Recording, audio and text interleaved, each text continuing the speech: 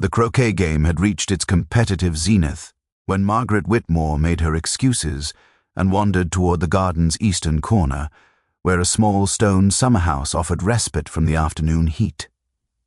Miss Marple, following at a discreet distance while maintaining the pretense of admiring Sir Edmund's prize roses, observed the young woman settle onto the weathered bench inside, her modest dress spreading around her like spilled milk. Timothy had noticed Margaret's departure. This was evident from the way his attention fragmented, his shots growing increasingly careless until finally he abandoned the game entirely, citing a need for refreshment. His path, however, led not toward the refreshment table, but toward the eastern gardens, where the summer-house stood partly obscured by climbing jasmine and overgrown wisteria. Miss Marple continued her rose inspection with genuine appreciation for the blooms, allowing herself to drift closer to the summer-house's entrance. She did not peer inside, that would have been crude, but her hearing remained remarkably acute for a woman of her years. Voices carried through the wooden slats, Timothy's uncertain and eager, Margaret's careful and reserved. "You shouldn't have come here," Margaret was saying, her tone holding a peculiar mixture of resignation and sorrow. "Someone will notice. Someone always does. Let them notice." Timothy's voice held the petulance of privilege accustomed to having its way. "I'm tired of pretending, Margaret. Tired of the charade. My father's opinions matter far less to me than you seem to think they should." There was a silence, pregnant with unspoken complications. Miss Marple heard the rustle of fabric, the soft intake of breath that suggested proximity, perhaps even an attempted embrace that was gently rebuffed. "It's too late," Margaret said quietly. "Everything's changed." "You must see that. Even if your father approved, and he never will, even then, it would be impossible now." "Because of Constance?" Timothy's voice had turned sharp, accusatory. "Has she been filling your head with nonsense? She's merely jealous, Margaret. She resents anyone who— It has nothing to do with Constance." Margaret's interruption was firm, final, and everything to do with integrity. "Please, Timothy, we mustn't be seen together like this. Not anymore." When Timothy emerged from the summer-house 5 minutes later, his face bore the expression of a man who had just been firmly, if gently, rejected. He did not return immediately to the croquet game, but instead sought out the champagne table, where Dr. Carmichael happened to be refilling his glass with the methodical precision of someone using alcohol as a shield against unwanted emotions. "She's quite extraordinary, isn't she?" Timothy said, positioning himself beside the doctor with the casual assurance of someone accustomed to forcing his way into conversations. "Margaret Whitmore, I mean. Such dignity, such character. The village hardly deserves her." Dr. Carmichael's hand stilled for a moment, the champagne bottle suspended mid-pour. When he responded, his voice was carefully neutral. "The village is fortunate to have her. She's an exceptional schoolteacher. The children respond well to her. Is that all you think of her?" Timothy pressed, something almost cruel entering his tone. "Merely as a teacher. Surely you, of all people, recognize there's far more to her than that." The implications hung between them, visible to anyone observant enough to notice. Miss Marple, pretending to admire the arrangement of petit fours on a nearby serving plate, did notice.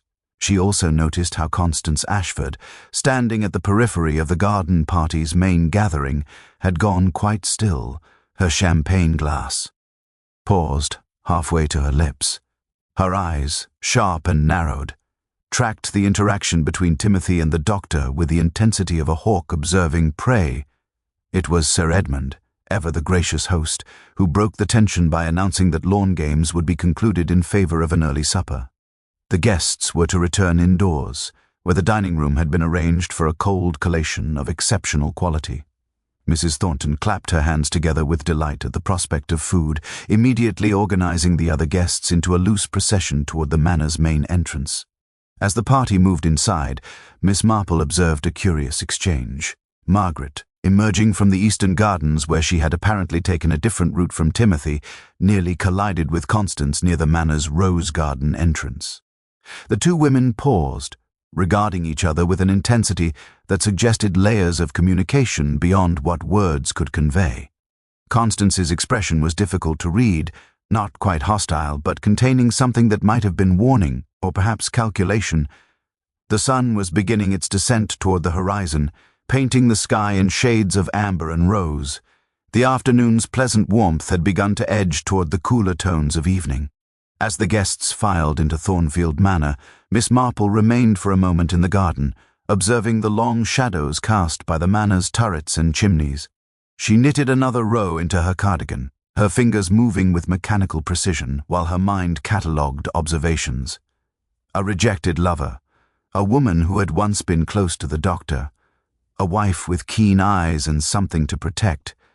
Secrets layered upon secrets, the kind that festered in small communities where everyone knew everyone else's business and yet nobody truly knew anyone at all. The moth she had seen earlier teared past her face, its damaged wing making its flight erratic and uncertain.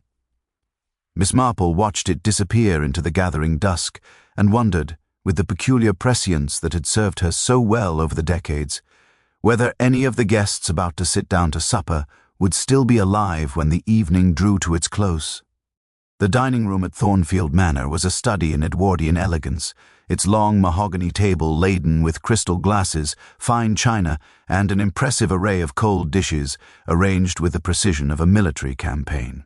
A leg of lamb, glazed ham, various terrines and pates, fresh salads bursting with summer vegetables, and an assortment of cheeses and breads created a visual testament to Sir Edmund's wealth and refined taste. The guests settled into their assigned seats, with the careful choreography of people accustomed to strict social hierarchy, each chair's position determined by standing and connection rather than preference. Miss Marple found herself positioned near the center of the table, between the vicar's wife and a retired solicitor, whose deafness provided excellent cover for her continued observations. Constance sat to Sir Edmund's right, the position of honor that was her due as the baronet's wife, though tonight she seemed to wear the role with less grace than usual. Her fingers, delicate and beringed, played restlessly with her napkin, and her attention drifted repeatedly toward the other end of the table, where Timothy sat in conversation with Margaret Whitmore. Dr. Carmichael occupied a seat 3 positions down from Miss Marple, and she noted with interest that he had declined both the wine and the champagne that circulated among the guests. Instead, he sipped water with the grim determination of a man engaged in self-imposed penance. His eyes held that particular glassiness that came from controlled anxiety, the pH, physical manifestation of a mind working furiously behind a maintained facade. "The lamb is particularly fine this year," Mrs. Thornton remarked loudly, attacking her plate with the enthusiasm of a woman who viewed eating as a competitive sport. "Though I must say, Constance, you seem rather distracted. Is everything quite well? You're looking rather pale." Constance's smile was brittle, a thing of pure artifice. "Perfectly well, thank you for your concern. Perhaps merely a touch of the heat. These summer afternoons can be so taxing." It was a lie, Miss Marple recognized immediately. The woman was not suffering from heat, but rather from something far more acute, the particular strain that came from watching a situation spiral beyond one's control. Her gaze, when it flickered toward Timothy again, held barely concealed fury. "Young Timothy seems quite animated tonight," the solicitor observed to no one in particular, his observation apparently addressed to the air, but clearly meant for general consumption. "I haven't seen him this cheerful in months. One might almost think he'd recently received good news, or fallen in love," Mrs. Thornton interjected with barely concealed delight, "though I suppose it's hardly my place to speculate. Young people do seem so inclined toward dramatic attachments these days. In my time, courtship was a far more measured affair." Sir Edmund, who had been watching his nephew with an expression of paternal disapproval that bordered on contempt, set down his fork with deliberate precision. "Timothy has always been prone to enthusiasms that lack proper foundation. I'm sure whatever current interest occupies him will fade with the season, as such things do." The comment was delivered with the casual cruelty of a man accustomed to absolute authority within his domain. Timothy's jaw tightened, though he maintained his composure. Margaret, however, seemed to shrink slightly, her appetite apparently evaporating along with her composure. Miss Marple observed how Dr. Carmichael's hand trembled minutely as he reached for his water glass, and how Constance's knuckles had gone white where she gripped her fork. The tension at the table had become palpable, a living thing that everyone could feel but no one could adequately acknowledge. Mrs. Thornton, sensing the shift in atmosphere with the instincts of a professional gossip, appeared absolutely delighted. "I've always thought it rather romantic when young people of different stations find themselves drawn to one another," she continued with the relentlessness of a woman determined to excavate every secret. "Though, of course, society does have its standards. One mustn't entirely disregard the importance of proper connections and appropriate backgrounds. Wouldn't you agree, Dr. Carmichael?" The question was clearly a trap, though whether intentionally or through simple gossipy enthusiasm was difficult to determine. The doctor's response came after a pause that lasted just a fraction too long. "I believe that matters of the heart are complex," he said carefully, "and rarely reducible to simple categories of propriety or station." "How very modern of you," Constance said, her voice carrying an edge sharp enough to draw blood. "Though I wonder if such sentimentality is entirely practical. One cannot simply disregard the consequences of one's choices, regardless of how noble one's intentions might be." She was, Miss Marple realized, speaking to Dr. Carmichael as much as to the table at large. The woman knew something, had some understanding of a history that extended beyond what the surface of village society displayed.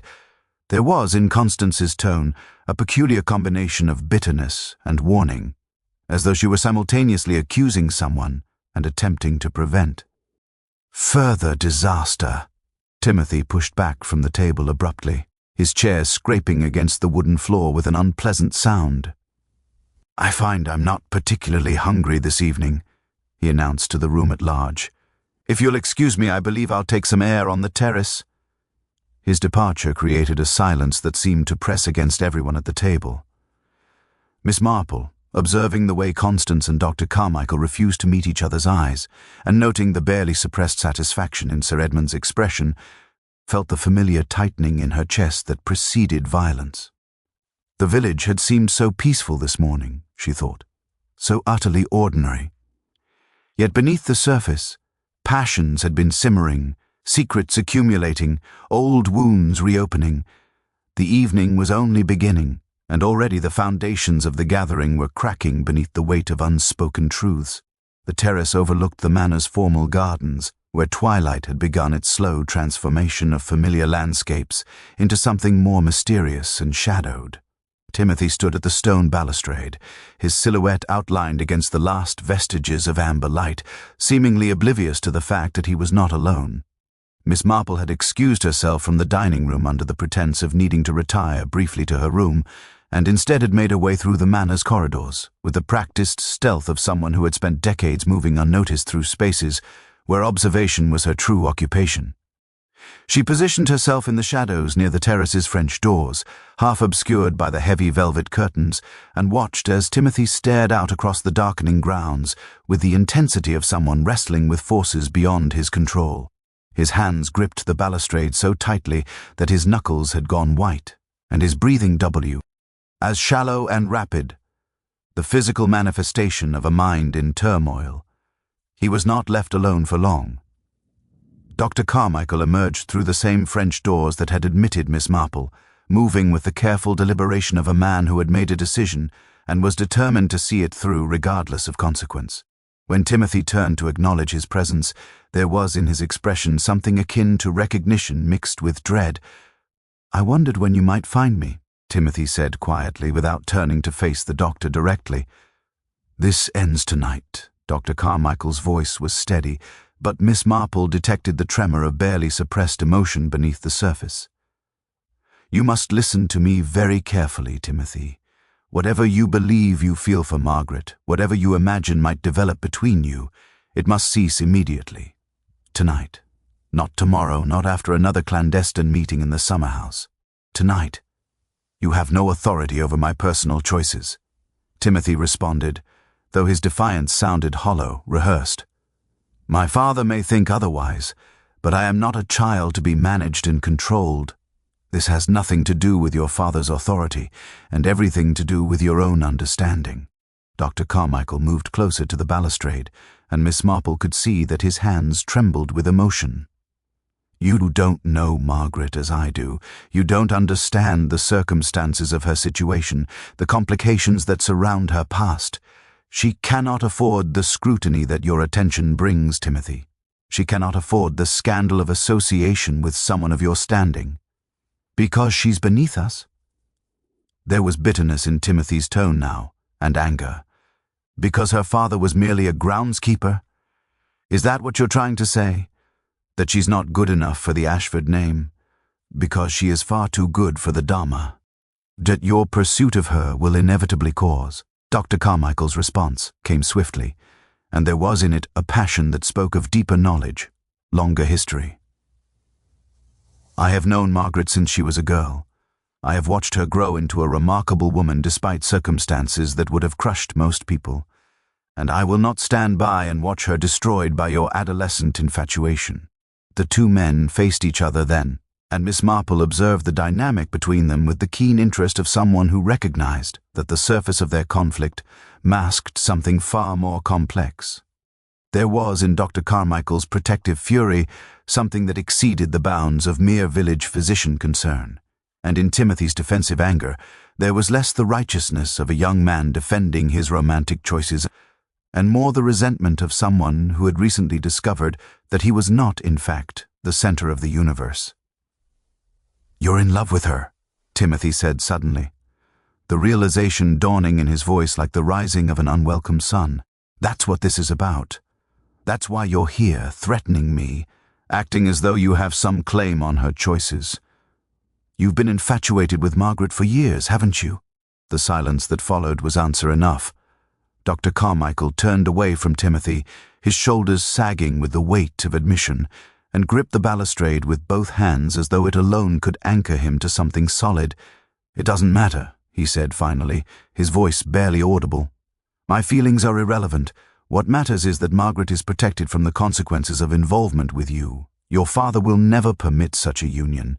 He will destroy her reputation, her position, her entire future out of principle alone.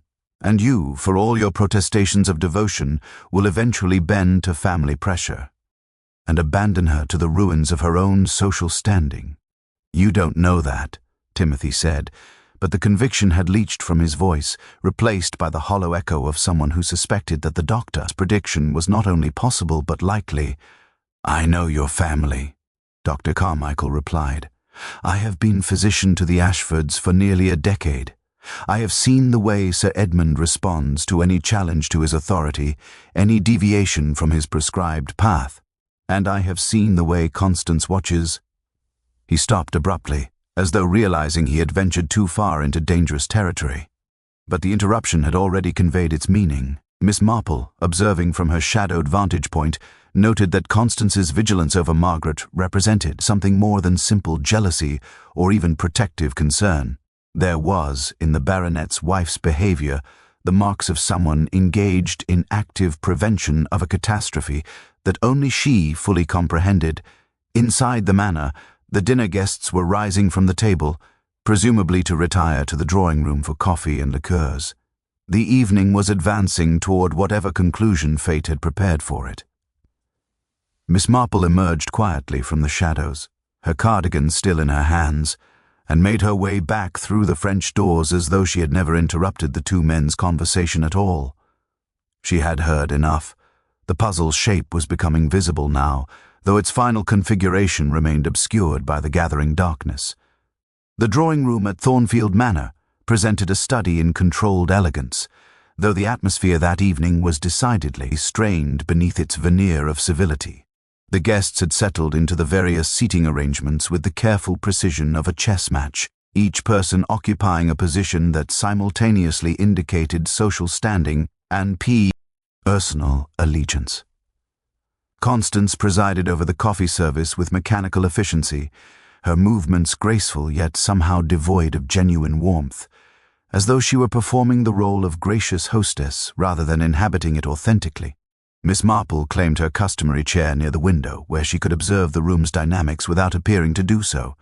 Her knitting had been retrieved from her room, and she resumed her work on the pale blue cardigan, with the focused attention of someone whose hands required occupation while her mind engaged in far more complex pursuits. The retired solicitor had taken a seat beside her, apparently content to drift into the drowsy state that preceded sleep, his deafness proving once again to be an advantage in providing Miss Marple with undisturbed access to her observations.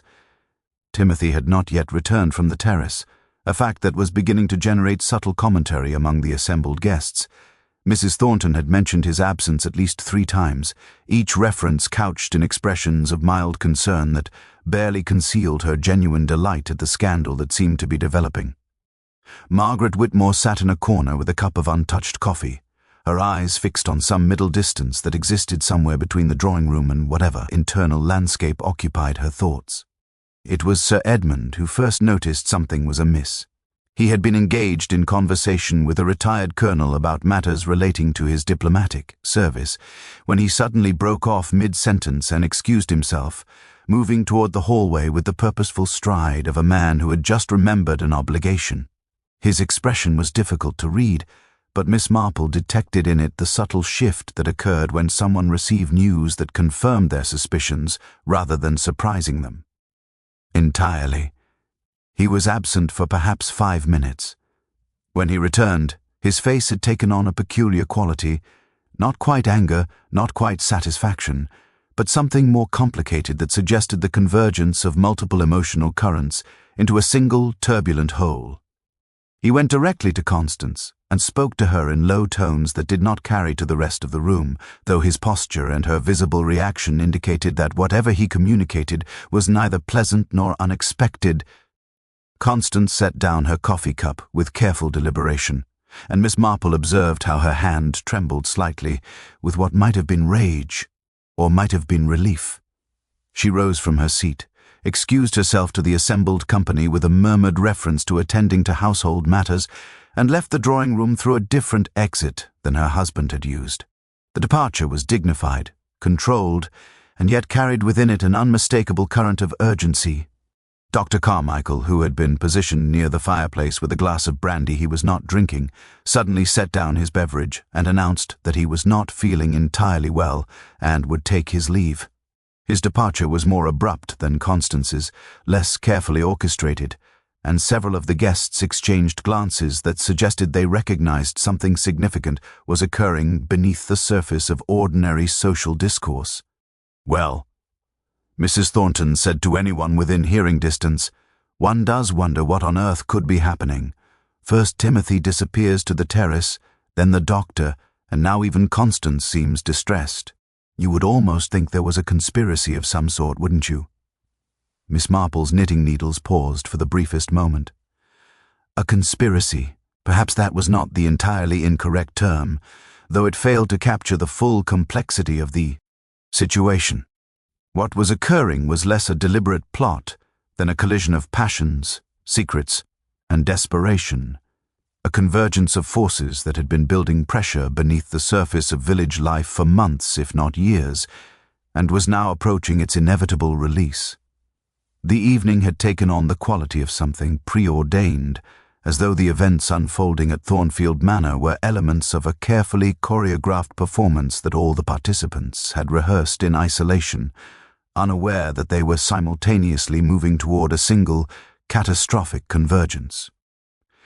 Miss Marple had observed such occurrences before in St. Mary's Mead, her own village. The patterns were consistent, the human motivations remarkably predictable once one understood the underlying arithmetic of desire, fear, and self-interest.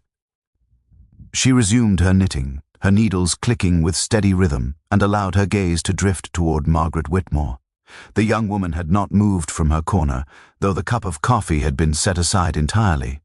Her hands were folded in her lap, and her expression carried the peculiar serenity that came from having surrendered to circumstances beyond one's control. The calm that preceded either acceptance or catastrophe, depending entirely on what fate had arranged. Outside the drawing-room windows, the night had fully descended, transforming the formal gardens into a landscape of shadows and suggestion. Somewhere in that darkness, Timothy was presumably still upon the terrace, or perhaps had made his way toward the gardens themselves. Dr. Carmichael was likely engaged in some solitary struggle with the implications of the evening's revelations, and Constance and Sir Edmund were undoubtedly engaged in a conversation that would determine the trajectory of all their futures. Miss Marple set another careful stitch into her cardigan and waited. The evening was not yet concluded. In fact, she thought, with the prescience that had served her so well throughout a lifetime of careful observation, it was only now truly beginning. The scream came at precisely 9 o'clock, though Miss Marple would later reflect that the exact time was less significant than the fact that it came at all. It originated from somewhere within the manor's depths, a sound that cut through the carefully maintained civility of the drawing-room with the force of shattering glass. The assembled guests fell silent, their conversations suspended mid-word as the implications of that raw cry of horror rippled through the gathering like a stone dropped into still water. Mrs. Thornton was the first to speak, her voice trembling with an excitement barely masked by performative concern. Good heavens! What on earth could that have been? Surely something dreadful has occurred.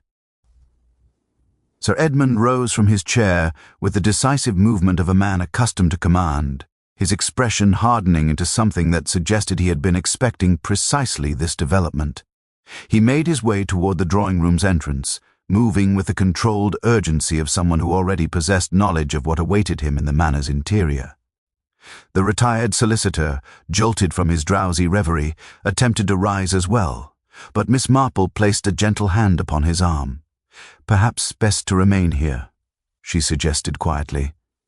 "There is little we can accomplish by rushing about in a state of panic, and the corridors of a large manor can be quite disorienting in moments of crisis." The logic of her statement appeared to persuade him, and he settled back into his chair with visible reluctance. The other guests, however, had begun to rise, drawn by the same morbid curiosity that had compelled humans toward disaster since time immemorial. Only Margaret Rem remained seated, her face having gone a peculiar shade of ash-grey, her hands gripping the armrests of her chair with an intensity that suggested she was anchoring herself to prevent dissolution. Miss Marple observed all of this with her characteristic stillness, her knitting needles continuing their rhythmic motion even as her mind catalogued every reaction, every hesitation, every involuntary betrayal of emotion that passed across the faces around her.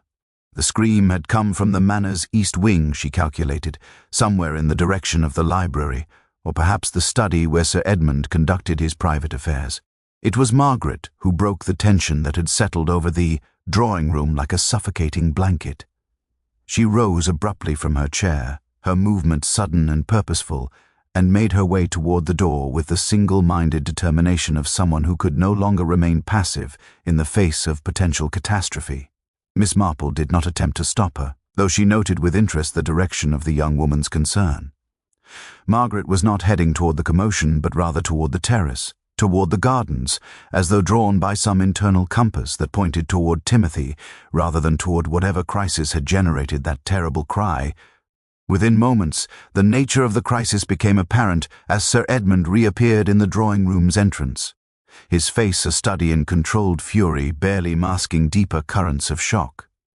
Behind him came one of the manor's servants, a woman of indeterminate age whose expression suggested she had witnessed something that would occupy her nightmares for months to come. "There has been an accident," Sir Edmund announced to the assembled company, his tone carrying the flat affect of someone delivering information rather than expressing genuine emotion. "Dr. Carmichael appears to have fallen from the library window. He paused, searching for the appropriate terminology. "He is no longer alive." The reaction was immediate and chaotic. Mrs. Thornton gasped with theatrical intensity, the retired solicitor began to fumble for his handkerchief, and several of the younger guests appeared on the verge of becoming ill. Yet amidst the confusion, Miss Marple observed something that the others missed entirely, a flicker of what might have been satisfaction in Sir Edmund's expression, quickly suppressed but present nonetheless. "Surely it must have been an accident," someone ventured. "Dr. Carmichael was a careful man. He would not have been so careless as to fall from a window. The matter will be investigated by the appropriate authorities." Sir Edmund replied with the measured tone of someone accustomed to managing crises with bureaucratic precision. "I have already sent word to the constabulary. Until they arrive, I must ask that everyone remain within the manor and refrain from disturbing the library or its surroundings." Miss Marple rose from her chair with deliberate slowness, her knitting secured carefully in her lap. She excused herself from the drawing-room on the pretext of needing a moment of air and repose, and made her way toward the manor's corridors with the measured pace of an elderly woman requiring rest rather than the purposeful stride of someone engaged in investigation. Yet her eyes were sharp, her attention focused, as she navigated the familiar pathways she had learned during her previous visits to Thornfield. She arrived at the library's entrance to find the door standing open, and inside, positioned beneath the open window, lay the body of Dr. Carmichael. He was crumpled upon the Persian carpet in a position that suggested a violent fall, his neck bent at an angle that indicated the impact had been severe and almost certain. Fatal. Yet what struck Miss Marple most forcefully was not the body itself, but rather what she observed beside it, a small leather-bound journal, its pages scattered across the floor as though dropped during the fall, or perhaps deliberately cast aside in the moments preceding it. She heard footsteps approaching from down the corridor and withdrew quietly, positioning herself behind a heavy curtain where she could observe without being observed. When Timothy appeared at the library's entrance, breathless and disheveled, his expression was one of pure shock. He stared at the body for only a moment before turning away, his hand covering his mouth, and Miss Marple made note of the fact that his distress seemed genuine, the reaction of someone confronting an unexpected death rather than one who had engineered it. But as he turned to leave the library, she caught sight of his hands, and there, in the fabric of his shirt cuff, was a small thread, pale blue, precisely the shade of the cardigan Miss Marple had been knitting, caught as though someone had grasped at him desperately in the moments before falling. The constabulary arrived within the hour, their arrival transforming Thornfield Manor from a venue of social gathering into something far more somber, a crime scene, or at minimum, a location requiring official investigation. Inspector Bradshaw was a man of approximately 50 years, with the weathered appearance of someone who had spent decades observing human nature at its most desperate and least honorable. He surveyed the assembled guests with the keen assessment of a professional who understood that in situations involving death, the guilty and the innocent rarely distinguished themselves through obvious means. Miss Marple had retreated to her assigned bedroom under the pretense of shock and exhaustion, though in reality she had positioned herself where she could serve the comings and goings throughout the manor without drawing undue attention. From her vantage point, she had watched as Inspector Bradshaw examined the library, interviewed Sir Edmund, and gradually began to construct a narrative of events that, while plausible, failed to account for certain inconsistencies that her own keen observation had already identified.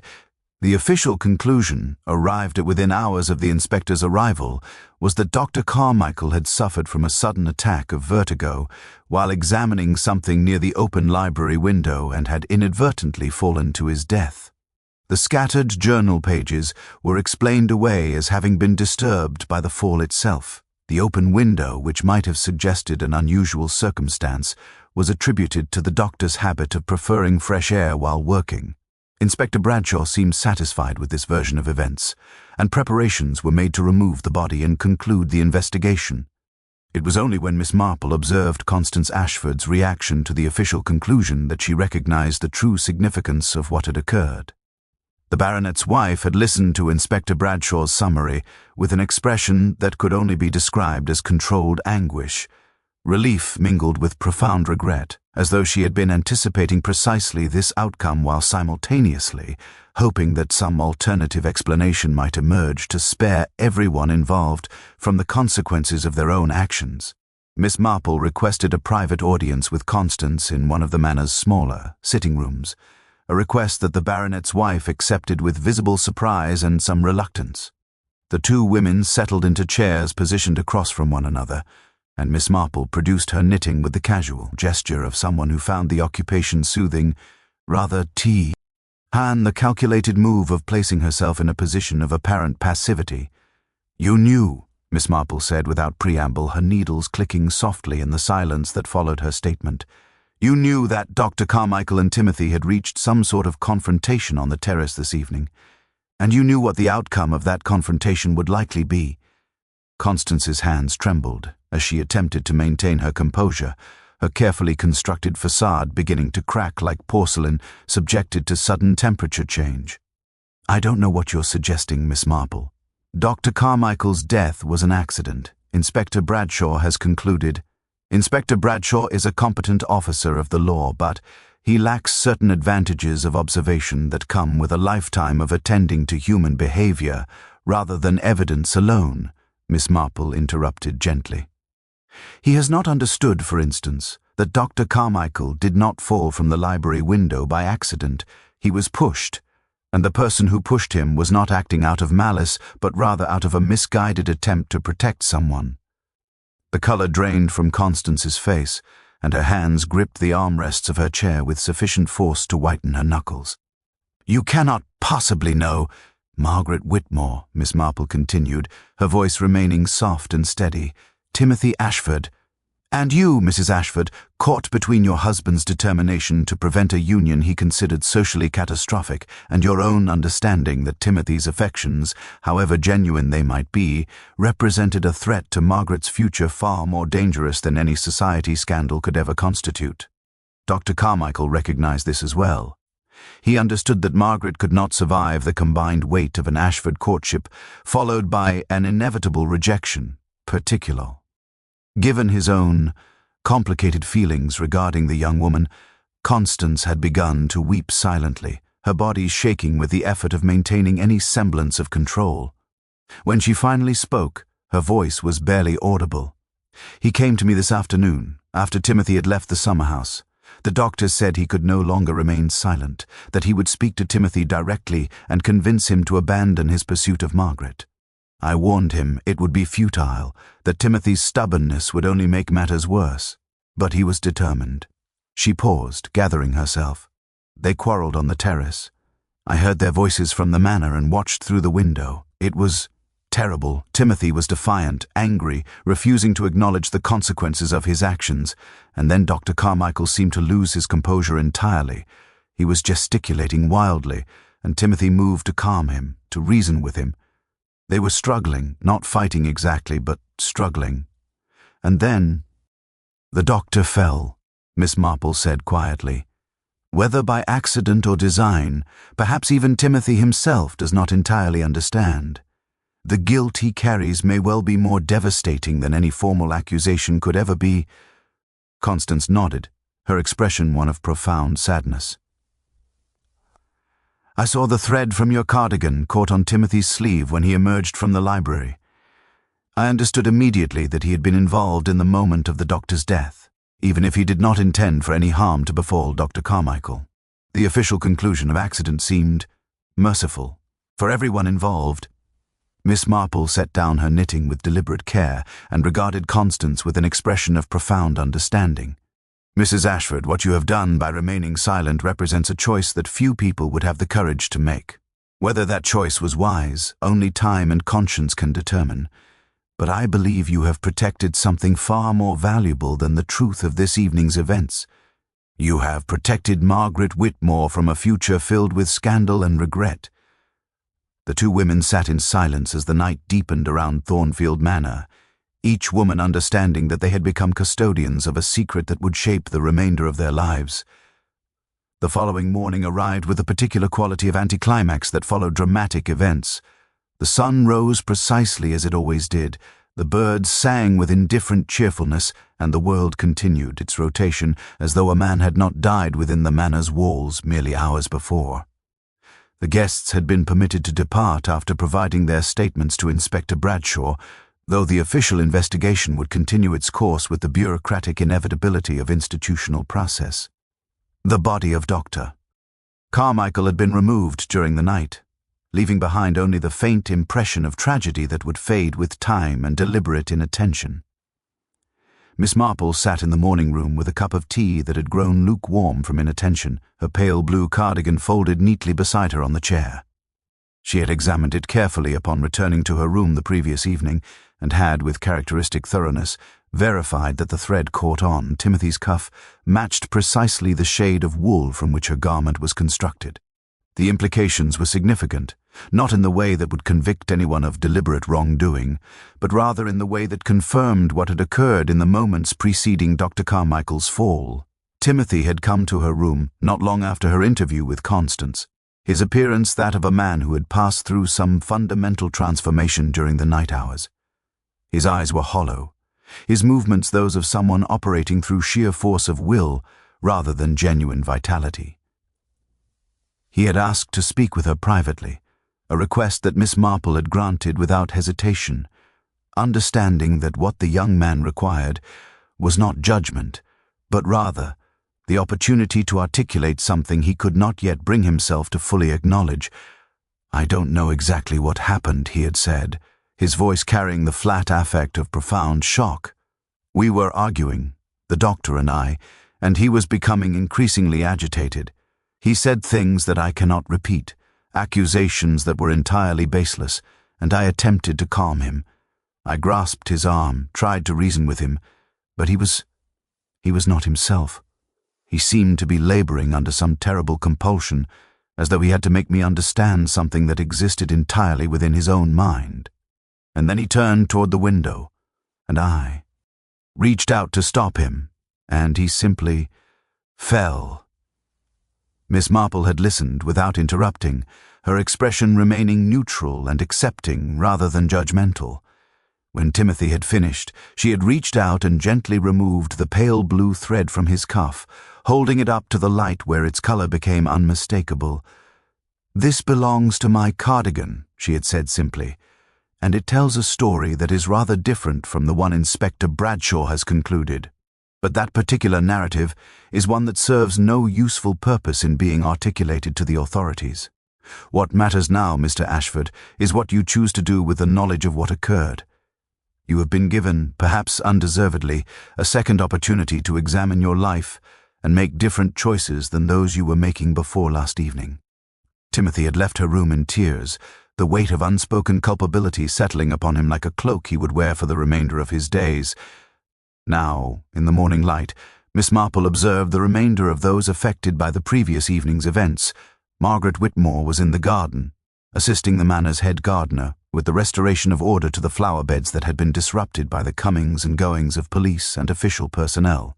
Her movements were mechanically efficient, her expression suggesting that engagement with physical labor provided her with a refuge from more troubling emotional territories. Sir Edmund had retreated to his study, where he remained ensconced with the solicitors who had arrived to advise him regarding the various legal implications of a death occurring on his property. The baronet seemed diminished this morning, his usual authority seeming to rest more heavily upon his shoulders, as though the events of the previous evening had stripped away some essential component of his self-assurance. Constance had taken to her room, claiming illness, though Miss Marple understood that what truly occupied the baronet's wife was a reckoning with her own conscience. The decision to allow Timothy's involvement in Dr. Carmichael's death to remain unspoken represented a betrayal of certain abstract principles regarding truth and justice, yet from another perspective, it represented an act of compassion that might ultimately prove more salvific than any legal proceeding could ever accomplish.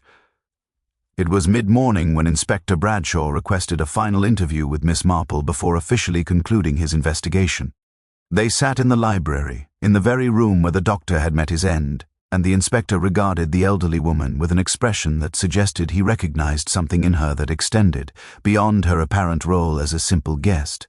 "I find your presence here rather curious, Miss Marple," he said thoughtfully. "You seem to observe far more than most people would consider necessary at a social gathering. I wonder if you might have noticed something during the evening that could clarify certain aspects of this matter." Miss Marple set down her teacup with deliberate care and regarded the inspector with an expression of benign innocence that concealed her true assessment of his intelligence. "People are remarkably consistent in their patterns, Inspector," she said gently. "When one has observed human behavior for as many years as I have, one comes to recognize certain predictable responses to stress and guilt. Dr. Carmichael appeared to be laboring under significant emotional distress throughout the evening. Young Mr. Ashford seemed caught between conflicting loyalties, and Mrs. Ashford displayed the particular anxiety of someone attempting to prevent a catastrophe she believed to be inevitable. Given these circumstances, the doctor's foul L, whether accidental or otherwise, seems almost fated. The inspector studied her for a long moment, and Miss Marple observed the subtle shift that occurred in his expression as he recognized that she possessed knowledge she had chosen not to articulate. He nodded slowly, acknowledging her unspoken communication. "Perhaps you are correct," he said finally. "Sometimes the most complete justice is not necessarily the one achieved through formal accusation and legal consequence. Sometimes mercy serves truth better than any courtroom ever could. With that understanding, the investigation was formally concluded. The weeks that followed Dr. Carmichael's death unfolded with the peculiar rhythm of a village attempting to absorb trauma while maintaining the pretense that normal life continued uninterrupted. The official narrative, a tragic accident involving a moment of vertigo and an open window, had been accepted by the broader community with the ease of those who preferred convenient explanations to uncomfortable truths. The doctor's funeral was attended by a respectable portion of the village, and his passing was mourned with the appropriate degree of sentiment, before attention gradually shifted toward other concerns. Miss Marple had remained at Thornfield Manor for an additional week following the investigation's conclusion, ostensibly to recover from the shock of the previous evening's events. In reality, she had stayed to observe the subtle transformations occurring within the manor's inhabitants as they navigated the aftermath of tragedy and complicity. It was during this extended residence that she had engineered a final conversation with Timothy Ashford, arranging to encounter him in the manor's library where the evening's critical moment had occurred. The young man had seemed initially reluctant to enter the library, his discomfort evident in the way he hesitated at the threshold before finally stepping inside. Miss Marple was examining the bookshelf near the window, running her fingers along the spines of leather-bound volumes as though selecting something for evening reading. "Mr. Ashford," she had said without turning to face him, "I wondered if you might join me. There is a matter I believe requires discussion before I depart Thornfield." Timothy had approached slowly, his eyes fixed on the window through which Dr. Carmichael had fallen, as though the glass itself might transmit information regarding the moment of impact. "I understand you are considering leaving England," Miss Marple had continued, still not turning to face him. "Perhaps a position in the colonial service, or perhaps simply a prolonged absence from village society. I wonder if you have fully considered what such an action might represent." "How could I remain?" Timothy had asked, his voice carrying the particular bitterness of someone contemplating self-imposed exile. "Everyone here knows what occurred, or at least suspects it. My father has made it abundantly clear that my continued presence at Thornfield is a source of profound embarrassment. And Margaret—" He had stopped, apparently unable to articulate the full weight of what Margaret's continued presence in the village would represent. "Margaret has accepted a position as governess to a family in Scotland," Miss Marple had said, finally turning to face him. "She leaves within the month. She did not wish to depart, but she understood that her remaining here would only create additional suffering for those involved in this tragedy. She is, I might add, a remarkable young woman of considerable character." Timothy had moved to the window and stared out across the gardens toward the spot where he and the doctor had confronted one another. "I did not push him deliberately. I want you to understand that. I was attempting to restrain him, to prevent him from—" He had paused, struggling with articulation. "He seemed quite mad, Miss Marple. He was speaking as though my affection for Margaret represented some sort of catastrophe, as though the very fact of my regard for her was equivalent to consigning her to damnation. And when I tried to reason with him, he seemed to lose all coherence. Dr. Carmichael was a man laboring under considerable emotional strain," Miss Marple had replied carefully. "He carried feelings for Miss Whitmore that extended beyond what professional propriety would have permitted him to acknowledge. When confronted with the reality of your affection for her, he experienced a psychological crisis. His fall may indeed have been inadvertent, or it may have been a deliberate choice made in a moment of despair. The distinction, I suspect, matters less than the fact of his death and what you choose to do in response to it. She had then outlined with characteristic gentleness the path she believed Timothy should follow. Rather than fleeing England in shame, he should remain at Thornfield and work toward becoming the man that Margaret might have respected, had circumstances been different. He should use his substantial resources to establish a scholarship fund in Dr. Carmichael's name, honoring the man's medical contributions while acknowledging his humanity. And most importantly, he should recognize that genuine affection sometimes manifested not through possession, but through the willingness to release what one loved to a better fate. Timothy had wept then, not with the theatrical despair of adolescence, but with the deep, wrenching sobs of a young man confronting the full weight of his own complicity in tragedy. Miss Marple had allowed him this moment of authentic emotion without interruption, understanding that such acknowledgement represented the first step toward genuine transformation. By the time Miss Marple departed Thornfield Manor, Timothy had begun the process of establishing the scholarship fund. He had written to Margaret, not expressing renewed affection, but rather acknowledging the integrity of her choices and wishing her success in her new position. And he had undertaken a serious engagement with the study of agricultural reform, apparently determined to demonstrate that an Ashford could concern himself with matters beyond the maintenance of family prestige. Constance had bid Miss Marple farewell with an expression of profound gratitude mixed with lingering uncertainty. The baronet's wife had confessed, during their final conversation, that the weight of her silence regarding Timothy's involvement in the doctor's death represented a burden she would carry indefinitely. Yet she had also acknowledged that she had come to believe that mercy sometimes served justice better than revelation ever could. "Do you think I did the right thing?" Constance had asked, her voice carrying the vulnerability of genuine doubt. "I think," Miss Marple had replied carefully, "that you acted according to your deepest understanding of what might ultimately prove beneficial to those involved. Whether that action was objectively right is a question that neither of us can answer with certainty. We can only act according to our best wisdom and accept the consequences of our choices with grace." As Miss Marple's carriage departed Thornfield Manor, she reflected on the events that had transpired. Dr. Carmichael's death, while tragic, had catalyzed transformations that might otherwise have never occurred. Timothy had begun the process of genuine maturation. Margaret had been freed from a situation that would have ultimately proven destructive. And Constance had discovered within herself a capacity for compassion that transcended the narrow boundaries of social convention.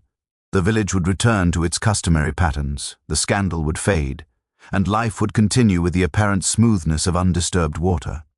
Yet beneath that surface, seeds had been planted that would eventually grow into something far more substantial than anyone could yet imagine.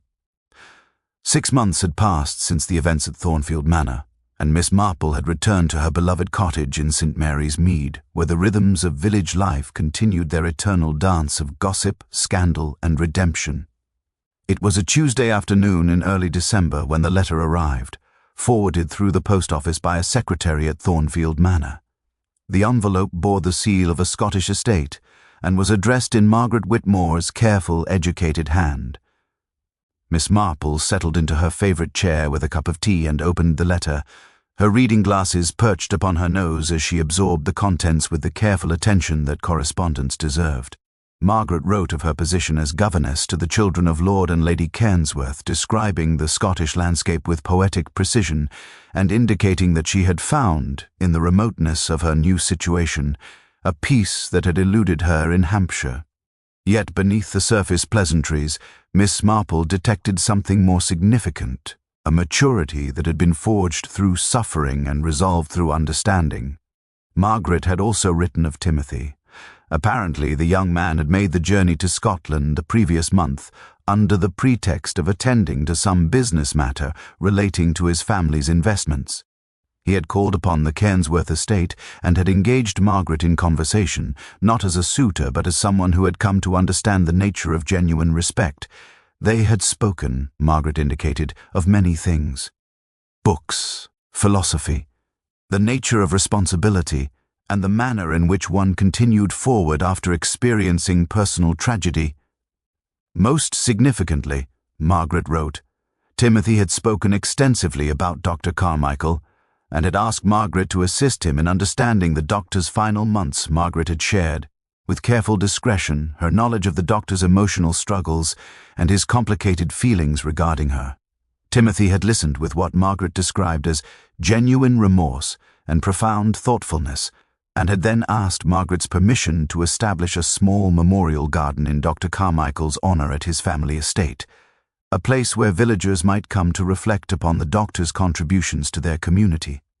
"I told him," Margaret had written, "that I believed Dr. Carmichael would have appreciated such a gesture, not because it honored him particularly, but because it represented Timothy's willingness to acknowledge the complexity of human suffering and the necessity of compassion in response to it." Miss Marple set down the letter and gazed out her cottage window toward the frost-touched gardens of St. Mary's Mead. The winter had arrived early, transforming the village landscape into something austere and beautiful. She reflected on the events that had brought Margaret to Scotland and Timothy to genuine understanding of his own culpability in tragedy. What struck her most forcefully was the realization that the death of Dr. Carmichael, while undoubtedly tragic, had served as a catalyst for a series of transformations that none of the individuals involved could have anticipated. Timothy was developing into the man he might have become had he possessed greater wisdom from the outset. Margaret was building a life of genuine independence and purpose rather than remaining trapped in the village dynamics that would have constrained her. And Constance, though she remained at Thornfield, had confessed in a letter to Miss Marple that the weight of her silence had gradually transformed into something approaching peace, the understanding that mercy sometimes served justice in ways that formal accusation never could. Miss Marple had also received correspondence from Inspector Bradshaw, who had written to inform her that he had recently promoted a younger detective to the rank of sergeant. In his letter, the inspector had reflected upon the Thornfield case and had expressed his belief that certain crimes were better left unresolved, because their full resolution would cause more suffering than their partial concealment. He had included a note expressing his appreciation for Miss Marple's discretion and her understanding that true justice sometimes manifested in forms that the law could not officially recognize. The cottage's door chimed as her housemaid entered with additional tea and a plate of biscuits. As the young woman bustled about her duties, Miss Marple found herself contemplating the nature of knowledge and silence. She possessed information regarding Dr. Carmichael's death that she had chosen not to articulate to the authorities. She understood the precise sequence of events that had led to the doctor's fall. Yet she had remained silent. Was this a betrayal of justice, or was it, as she had come to believe, a more profound manifestation of it? The answer, she had concluded, lay in recognizing that human beings were far too complex to be adequately served by the rigid categories of guilt and innocence that the law required. Timothy Ashford was neither entirely guilty nor entirely innocent in Dr. Carmichael's death. He carried genuine remorse without bearing absolute culpability. Constance was neither a criminal for remaining silent nor entirely virtuous for doing so. She had made a choice. Had acknowledged both the limitations of justice and the necessity of mercy. And Miss Marple herself, through her own silence, had become a participant in this delicate dance of compassion and concealment. She had chosen to protect not the guilty, but rather the possibility of transformation, to permit a tragedy to become, eventually, the foundation for genuine growth and understanding. As the winter darkness gathered beyond her cottage windows, Miss Marple returned to her knitting. The pale blue cardigan had been completed months ago and donated to the church bazaar. Now she was working on something new, a warm shawl in shades of grey and silver, colors that seemed to capture the complexity of a world where right and wrong were rarely as clearly defined as people preferred to believe. She thought of Margaret in distant Scotland, finding peace in exile. She thought of Timothy, beginning to understand the weight of his own humanity. She thought of Dr. Carmichael, whose death had generated transformations that his living would never have accomplished. And she thought of Constance, carrying her secret into the future with the understanding that some silences represented not weakness but rather a form of strength. The needles clicked steadily in the gathering darkness, each stitch a meditation on the mysteries of human nature, and the sometimes oblique paths through which justice was ultimately served. It was late January when Miss Marple received the unexpected visitor at her cottage in St. Mary's Mead. Sir Edmund Ashford arrived unannounced, his motor-car drawing up to her gate with the presumptuous confidence of a man accustomed to being received, regardless of whether his arrival was anticipated. Miss Marple, observing his approach from her window, set aside her knitting with a sense of inevitability. She had always understood that this conversation would eventually become necessary, though she had hoped the passage of time might have rendered it less fraught with complication. "Miss Marple," Sir Edmund said, upon being shown into her sitting room, his greeting carrying the formal courtesy of someone attempting to navigate uncertain social terrain. "I trust you will forgive this intrusion. I have travelled from Hampshire specifically to speak with you regarding a matter that has occupied my thoughts with increasing frequency over the past months." Miss Marple gestured toward the chair opposite her own and watched as the baronet settled himself with the careful precision of someone managing considerable internal tension.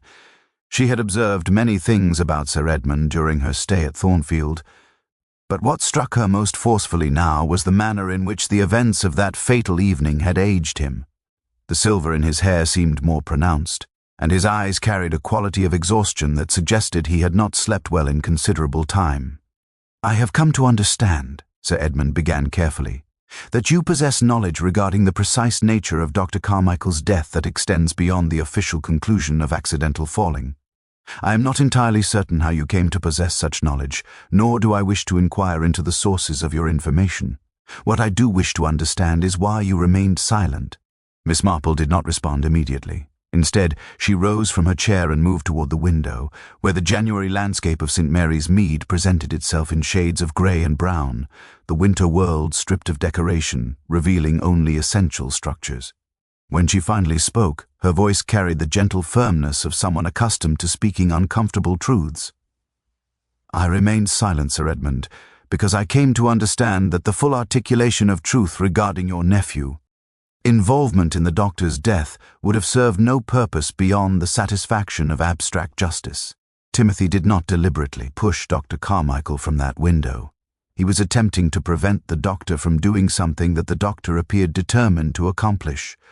The struggle that ensued resulted in a fall that may or may not have been intentional on the doctor's part.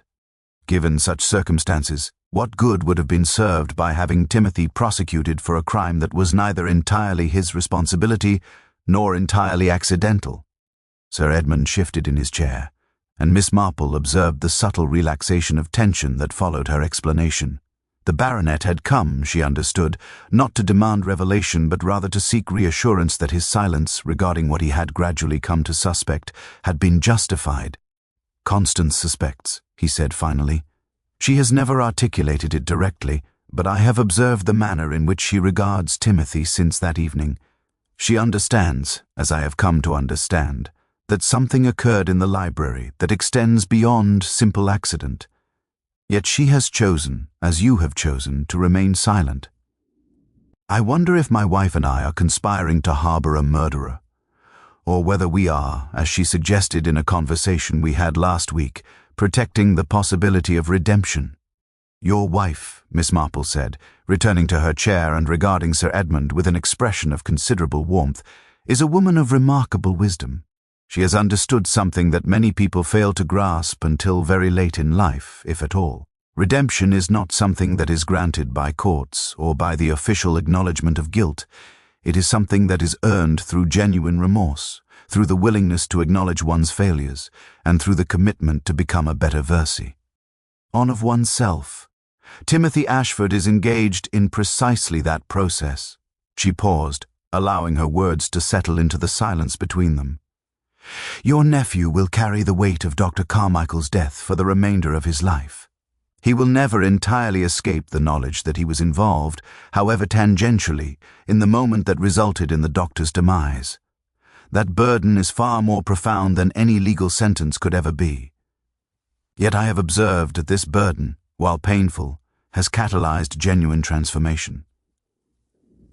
Timothy is becoming a man worthy of respect, not because he has been punished, but because he has chosen to acknowledge his failure and work toward redemption." Sir Edmund rose from his chair, and moved toward the window, where he stood beside Miss Marple in companionable silence. Outside, a robin landed on the frost-covered grass, pecking at seeds that Miss Marple had scattered the previous morning. "I came here believing I needed your assurance that we had done the right thing," he said quietly. "I suspect that I have received far more than simple assurance. I have received something that might be called wisdom. My wife will be pleased to know that a woman of your considerable perception believes our silence was justified."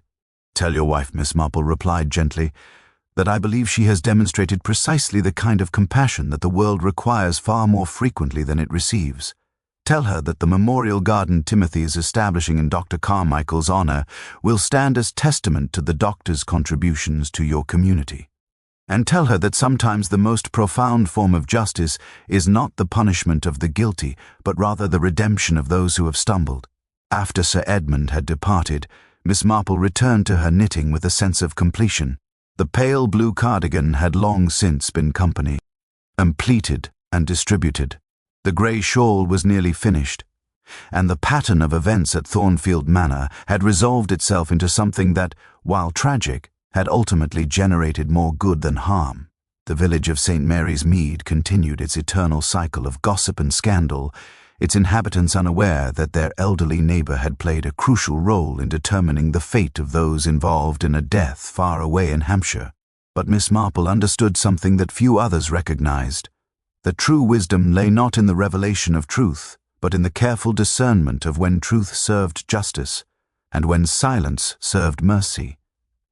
As the winter evening gathered around her cottage, she smiled with the satisfaction of one who had navigated complex moral terrain and emerged with her integrity intact.